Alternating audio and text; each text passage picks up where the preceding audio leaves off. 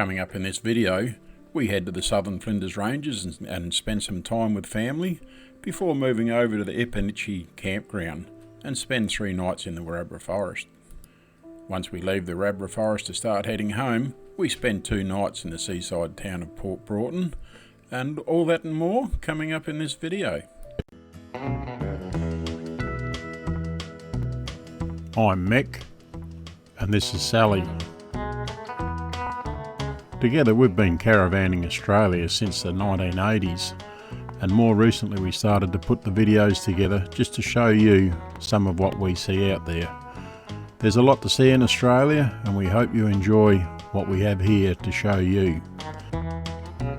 You can follow us on our trips via the following social media platforms.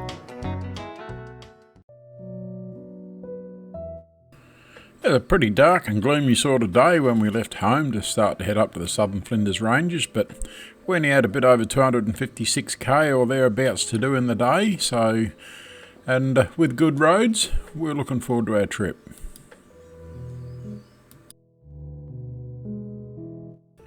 We only had a very short piece of dirt road that we had to travel on this morning just before we got to Sue and Malcolm's, and that was in good condition as well. G'day everyone, and welcome to the start of another video. And we're in the Southern Flinders Ranges at the moment, and we're on a private property. The elder sister and the brother-in-law, they own that, and we're here for a couple of nights, and then we're moving on to Wabra, where we're going to be spending a few nights in the Wabra Forest there. So we could be away from home for a week on this trip. See how we go. A lot of bare paddocks about all ready for the winter crop. They're all sown with seed and just waiting for that big rain.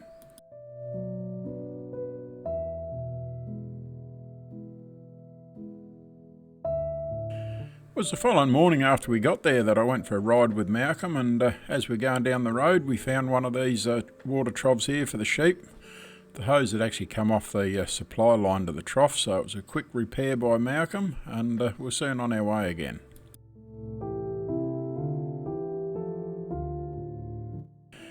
We were heading up into the hills where Malcolm had a area there where he had a few veggies growing, good water supply and ideal conditions, and so he's taken us up there to show us what they had in the way of the veggie growing.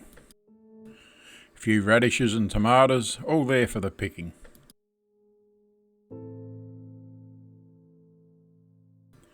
After we finished at the veggie patch, Malcolm took me for a run up onto the high rise here and offered beautiful views as we looked back across towards Melrose. Bit of an overcast day today, but would be very, very pretty if that sun was shining.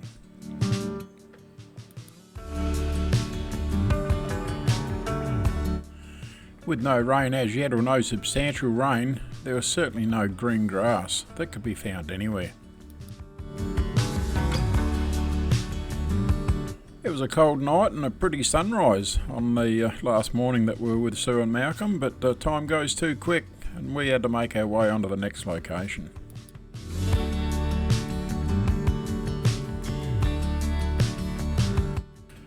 With only 38 kilometres to drive for the day until we got to the Wabra Forest, we were in no hurry to leave, but like all good things must come to an end, we're on the road making our way across to Wabra.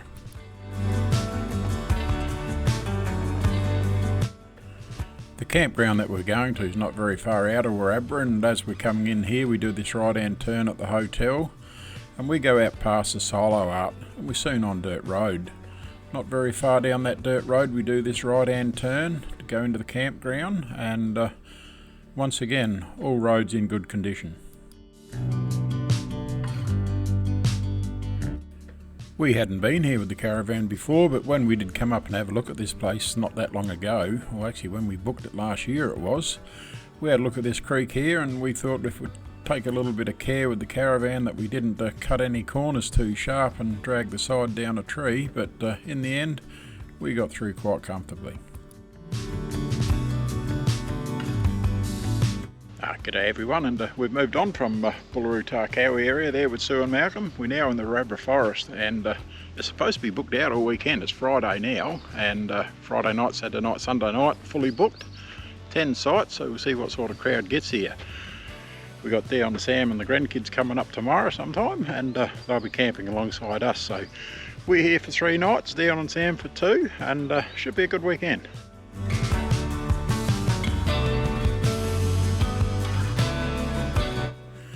We were looking forward to some nice days weather-wise and some cold nights, so we made sure we had plenty of wood for that fire.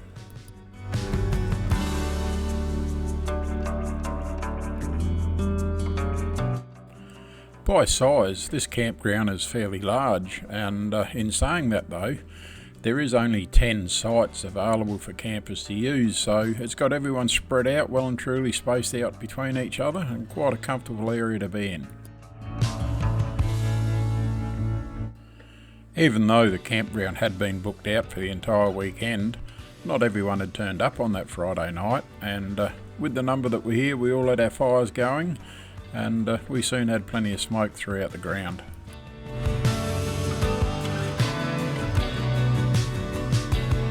A tree at some stage has fallen into the creek, probably when it's been flooded, and the kids have dug a step up on the other side, so once you cross over that tree in the water, you've got the steps to walk up the other side of the bank.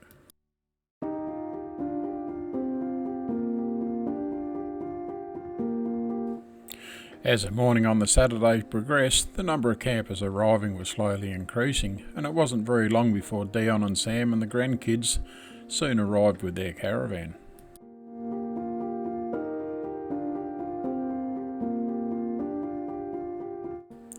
After a quick setup, it was time to sit back and relax.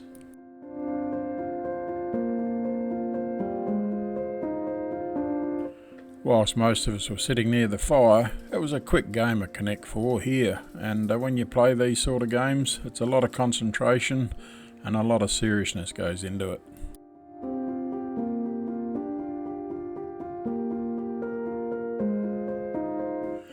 The days weren't too bad weather-wise, and the nights weren't overly cold, and it made for sitting around the fire in the evening quite nice.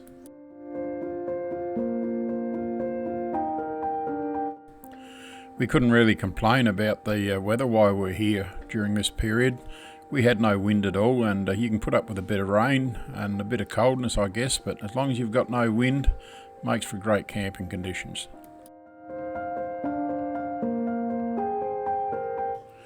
With such a beautiful day and it was a clear sky, Dion and Sam and the grandkids took an opportunity to go up for a drive and have a look at the Bluff Lookout, and here's a bit of footage that they caught while they're up there.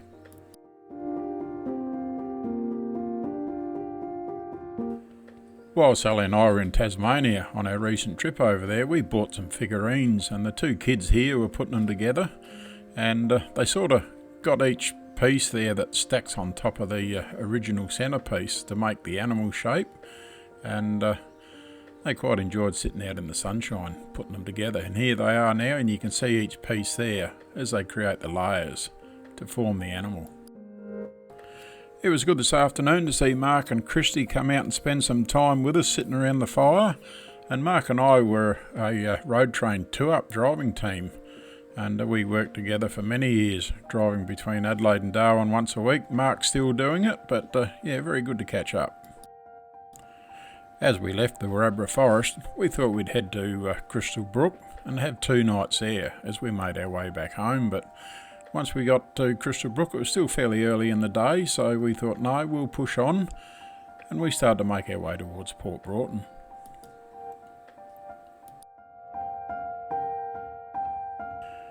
As we're now entering the road between Port Augusta and Adelaide, a long weekend of course, and it was the Monday morning, or the Monday, and the road was extremely busy, busier than what I expected.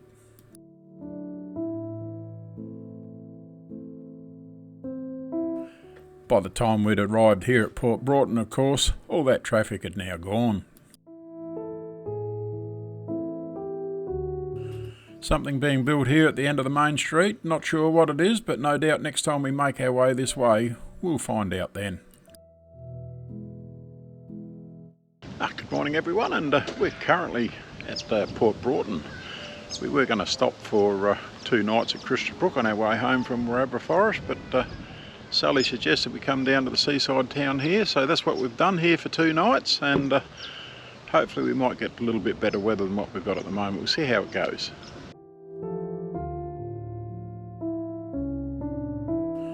We weren't real sure what the weather was going to do on our first day here at Port Broughton, so we didn't get very much done at all. We just had a leisurely afternoon in the caravan and a bit of a lazy day really. And then we were quite surprised to get one of Port Broughton's wonderful sunsets.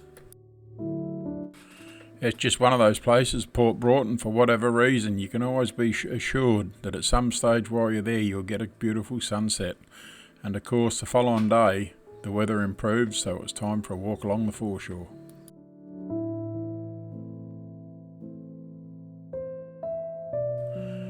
It's a credit to the local council here at Port Broughton. All the times that we've been coming down here, the area along the foreshore is always clean, the lawns are cut and well maintained and no rubbish about, and just great for the tourists.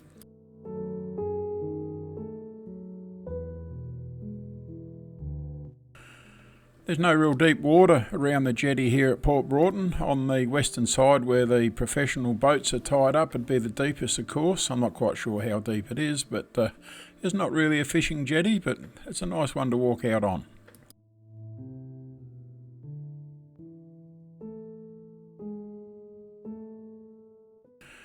When the weather's doing the right thing early in the morning, Port Broughton can be a very picturesque place to photograph.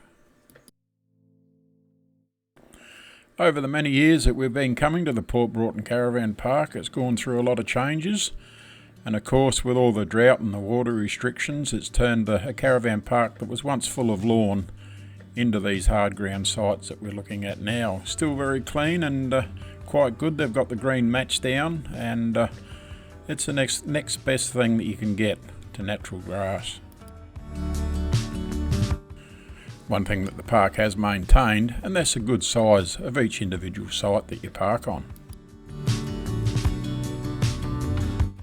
The camp kitchen here isn't all that old, and that offers all the modern facilities that you would expect, and it's got gas cookers out the back, and not very far from that at all is the local swimming pool.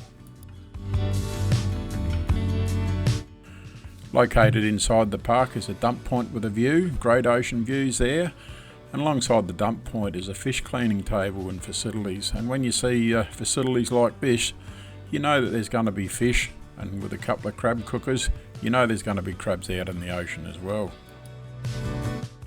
There are a variety of cabins available, and I'm sure that would satisfy any customer's needs. When you look at the park from the air, it certainly covers a lot of ground area.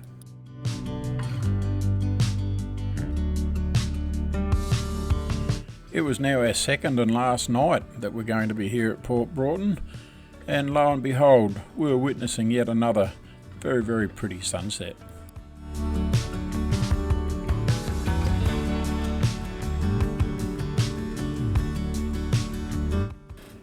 It wasn't really in our plans to stop here at Butte and have a look at the silo art, but as we were going through Butte and the weather wasn't too bad, we thought why not, we'd stop and have another look.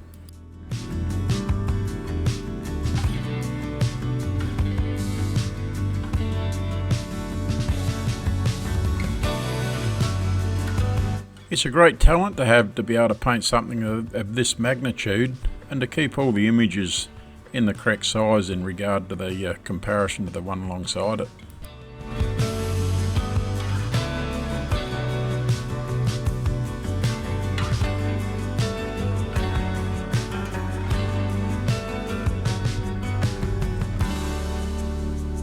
All located centrally within the main street of Butte. They've got these very well looked after lawns. They've got barbecues here, toilets, and as well as that, they've got a bit of a play area here where kids might learn a few road rules. And to finish it off, they've got cutouts of sheep grazing on the lawn. Well, that brings us to the end of this video, and we haven't done a real lot. We've sort of concentrated on camping and sitting back and relaxing, but hope you've enjoyed what we've shown you, and until that next video goes up, you take care and look after yourself. If you like the video that you just watched and you'd like to see more content from our channel, why don't you subscribe to it? It's easy and it's free.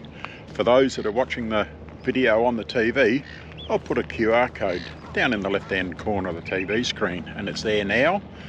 Get your mobile device, your phone or your tablet, and click on that QR code, and that'll take you to our channel, and it's there that you can subscribe to the channel. Click on that red subscribe button, and once you've done that, change the notification on that bell to all, and then every time that we do fresh uploads to our channel, you'll be notified.